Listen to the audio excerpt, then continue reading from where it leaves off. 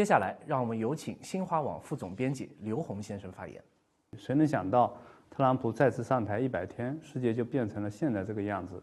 我们看到史诗级的关税战、贸易战现在还在进行当中。当然，美国的胃口并不止这些，他还威胁要拿下加拿大、拿下格陵兰岛、拿下巴拿马运河。好家伙，帝国还要扩张，美国再不是原来的美国，世界也不再是原来的世界。这还只是前面的100天，算了一下，它至少还有1000多天，后面还不知道有多少只黑天鹅、灰犀牛、幺蛾子，真的是折腾吧，且看他怎么折腾。但折腾的结果，我觉得这个世界也很无奈，很多人可能都哭笑不得，因为我们看到俄乌冲突，在他上台之前，他一再宣称只要24个小时他就能战火结束，但100多个24小时过去了，战火也没有停息。这样的美国、欧洲也很抓狂，原来的大西洋两岸是所谓的朋友、所谓的盟友、所谓的共同体，哪知道我们看到特朗普一上台之后，什么两肋插刀，首先给你插2刀。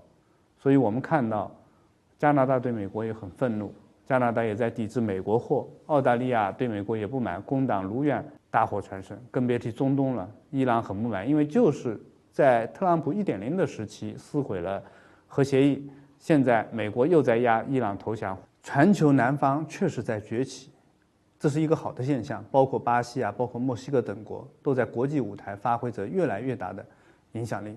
美国肯定还将耀武扬威，当然其他的国家也在看到了美国的真面目之后，也在纷纷的说不，包括很多发展中国家、新兴经济体，也包括很多的发达国家，欧洲在说不，日本虽然怯生生的，但实际也在说不。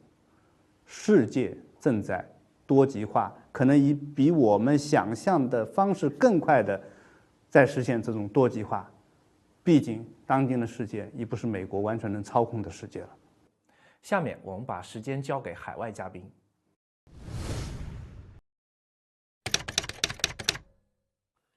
With the election of Donald Trump as the President of United States of America in 2024, the global geopolitical landscape has undergone a seismic shift. The global scenario is marked by new dynamics, growing trade wars, weakening of United Nations, new kind of realignment, and slow economic growth, which are taking place owing to radical policy of re-elected President Trump. In his 100 days in office, Trump has taken a series of sweeping executive orders, which have implications for both domestic and international realm. They are guided by his America First agenda, while some of his off-the-cuff remarks related to Greenland and Canada show his imperial motives.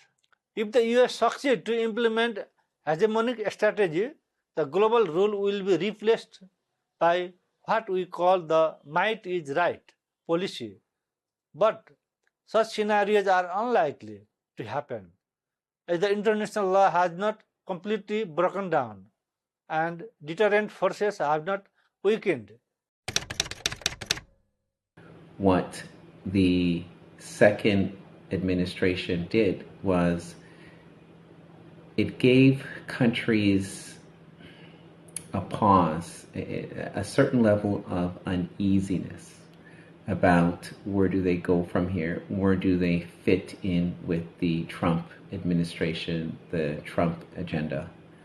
And one thing we saw was with the resurgence of nationalism and U.S. protectionism, and most specifically with the tariffs, it gave countries the opportunity to exercise their sovereignty and say, we are not going to take the U.S. bullying or hegemony to an extent.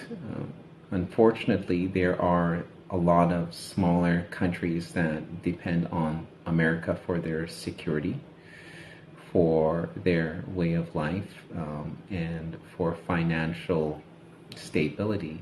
where they were not in a position to decouple from the US, which is quite unfortunate. So where the US goes from here, we don't know. Throughout history, we have seen that America is the key to economic future. It's just with the second iteration of the Trump administration, we are now starting to see there are multiple keys with multiple locks.